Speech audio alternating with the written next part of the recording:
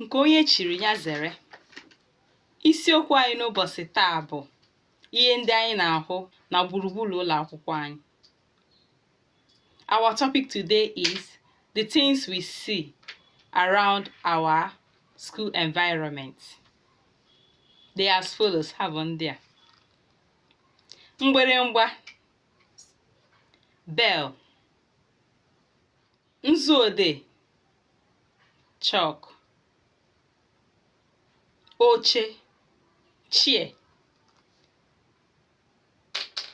tebụlụ, table, bọọlụ, ball, akwụkwọ, book, mkpịsị odee, pen, elekere, clock, akpa akwụkwọ, school bag, ụgbọ odee, board. Ebe a ka anyị ga-akwụsị nkụzi anyị n'ụbọchị nke taata. We are stopping our teaching here for today. Thank you. Daalụ.